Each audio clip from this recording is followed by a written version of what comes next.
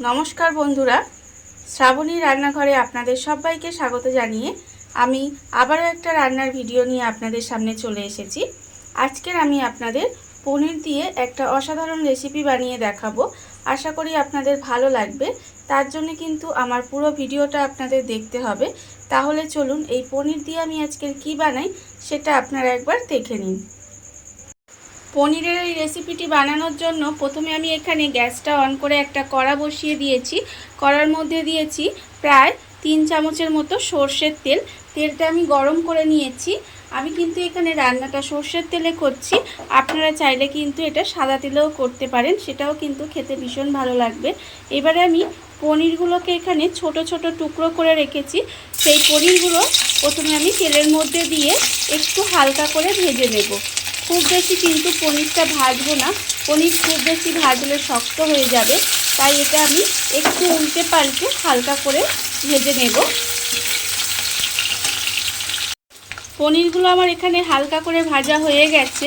এইবারে পনিরগুলোকে আমি তুলে নেব, তুলে আলাদা করে রেখে দেব।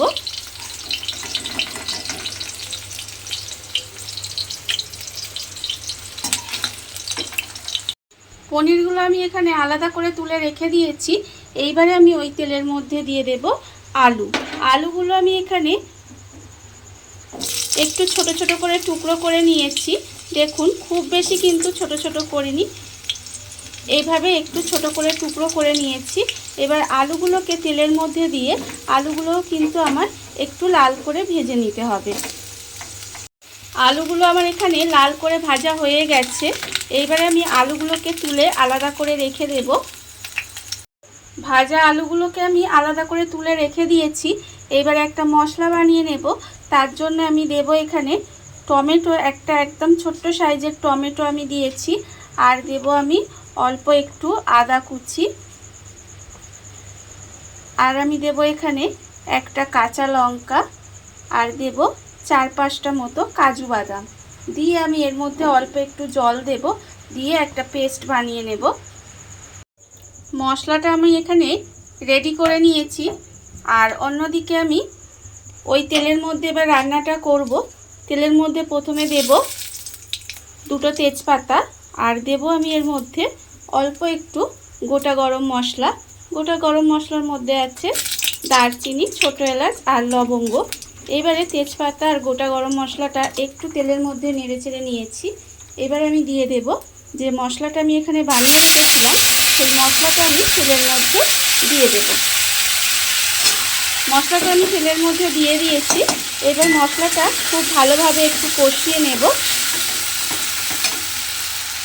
মশলাটা আমি এখানে খুব ভালোভাবে কষিয়ে নিয়েছি। এইবারে আমি এর মধ্যে দিয়ে দেব গুঁড়ো মশলাগুলো। এখানে আমি দেব হলুদ গুঁড়ো 1/2 চামচ, লঙ্কা গুঁড়ো 1/4 চামচ, আর কাশ্মীরি লঙ্কার গুঁড়ো কিন্তু 1/4 চামচ। আমি গুঁড়ো মশলাগুলো সমস্ত এর মধ্যে দিয়ে দিলাম। এইবার আমি দিয়ে দেব এর মধ্যে স্বাদের জন্য অল্প সামান্য একটু চিনি। যেহেতু নিরামিষ রান্না, একটু চিনি দিলাম। আর রান্নায় চিনি দিলে স্বাদের ব্যালেন্সটা ভালো হয়, খেতেও কিন্তু বেশ ভালো লাগে।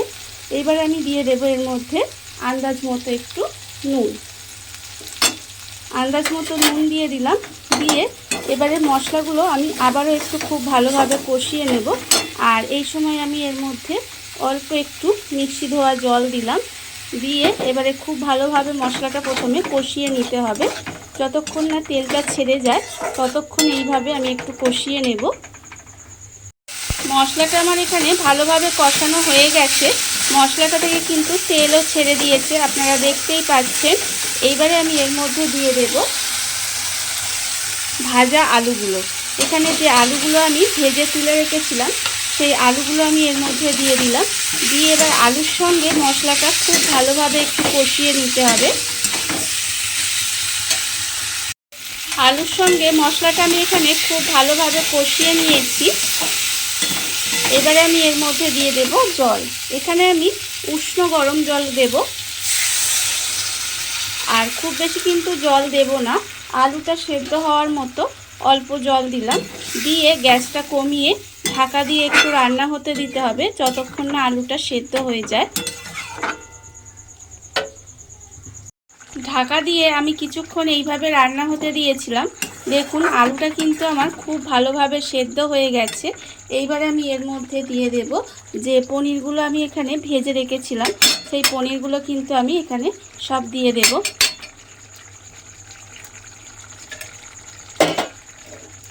পনিরগুলো দিয়ে এবারে আবারও কিন্তু ভালোভাবে মিশিয়ে একটু ঢাকা দিয়ে রেখে দেব। পনিরটা দিয়ে আমি আবারও ঢাকা দিয়ে প্রায় মিনিট 5 মতো এইভাবে রান্না হতে দিয়েছিলাম। রান্নাটা কিন্তু আমার প্রায় হয়েই গেছে।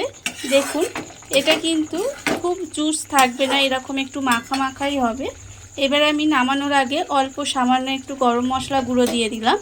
দিয়ে গরম মশলাটা খুব ভালোভাবে মিশিয়ে দেব। মিশিয়ে দিলেই কিন্তু রান্নাটা আমার এখানে রেডি হয়ে যাবে।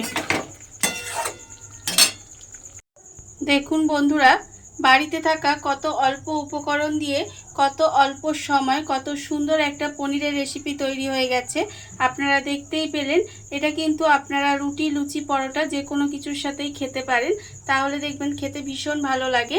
আর এই ভিডিওটা যদি আপনাদের ভালো লেগে থাকে, আপনারা যদি ফেসবুক থেকে দেখে থাকেন পেজটি ফলো করে দেওয়ার অনুরোধ রইল।